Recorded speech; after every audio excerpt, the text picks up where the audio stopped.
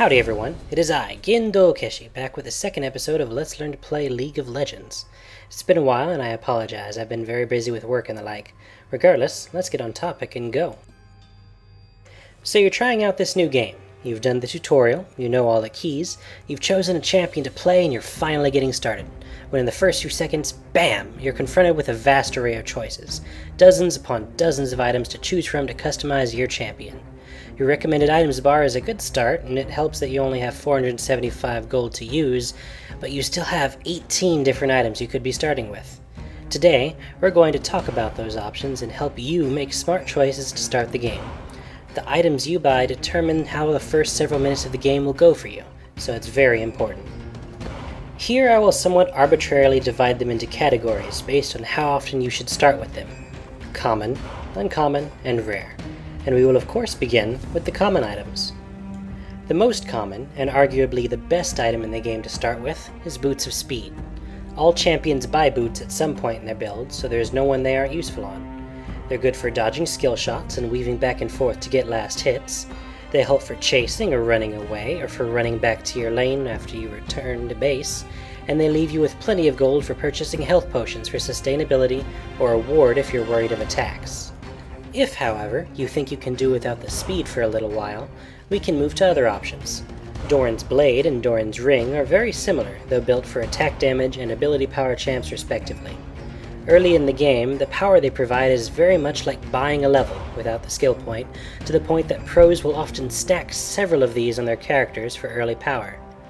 The downside is that Doran's items do not build into anything.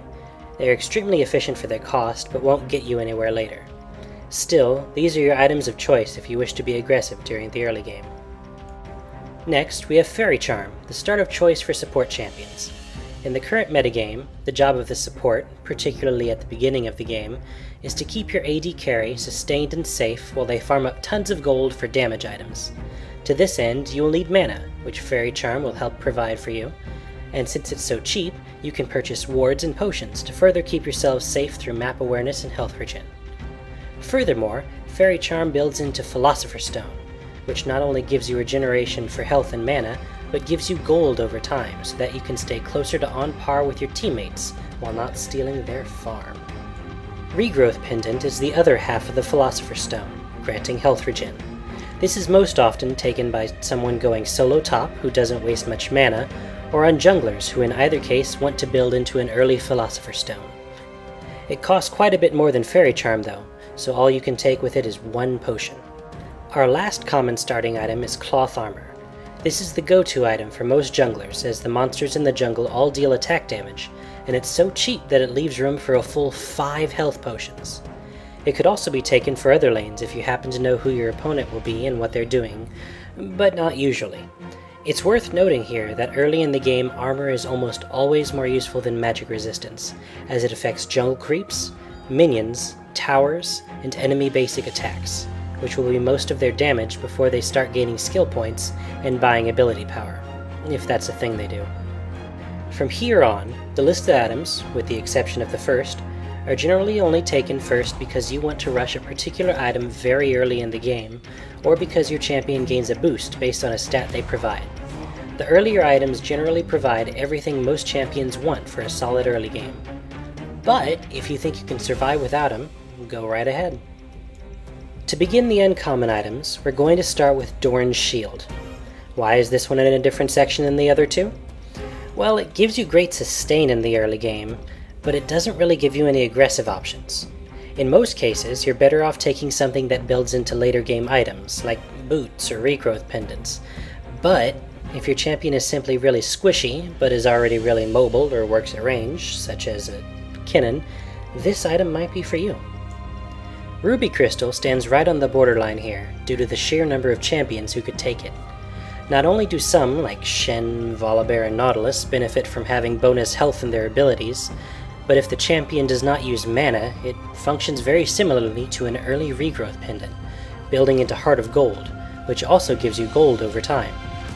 The downside, and the reason it sits in uncommon, is that it costs every bit of gold you start with, so once you blow through your bonus health, you get no potions and no extra help regenerating it. Next, the other crystal, Sapphire Crystal, gives bonuses particularly for Rise, Blitzcrank, and Singed. If, however, your only goal is to have more mana, Meki Pendant should be your item of choice. If you cast your spells and regenerate your mana, the pendant will outstrip the crystal for pure mana given after 2.5 minutes. Which you take depends on what you want to build into. Take the time to decide what you're building before the game starts, and you'll be much less stressed about it as the game goes.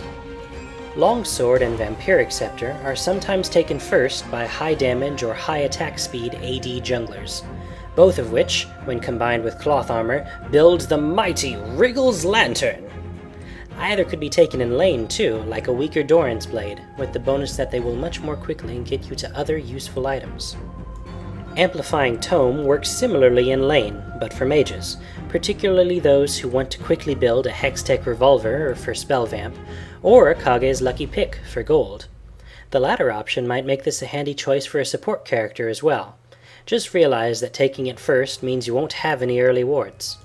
The last set of rarely used items are, well, rarely used for a reason. They each have their own problems, and I'll explain them to you as we come to them.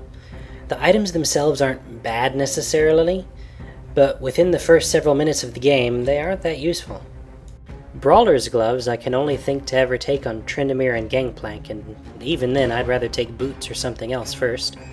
The problem with the gloves is that you're really gambling on whether they'll be useful or not. Random crit chance won't necessarily happen in the early game, and even when it does, you won't deal particularly massive damage without several crits all at once. Over the course of the game, building to crit all the time could be great, but right at the start, the chance is too low to rely on. Dagger suffers from the issue that you don't usually want high attack speed at the beginning of the game.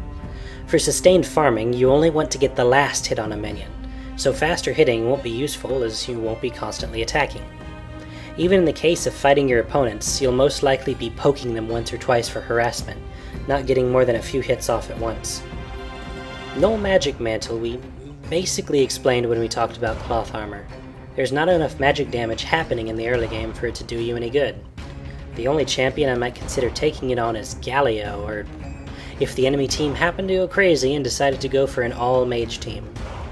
Mana Manipulator is the only advanced item you can buy at the start of the game, and it costs all of your money.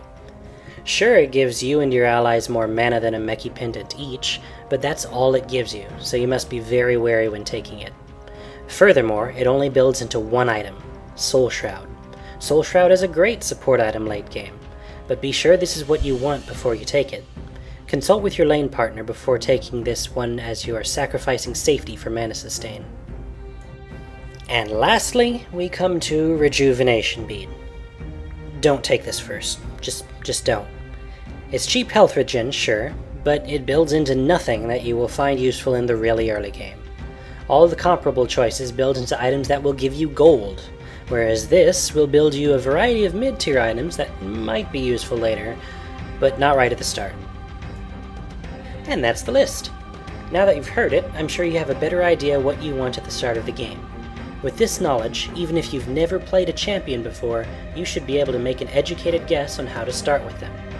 So thanks for watching. Please let me know in the comments if this was useful to you, and if you liked it, hit the like button. And please share this with your friends who are new to the game.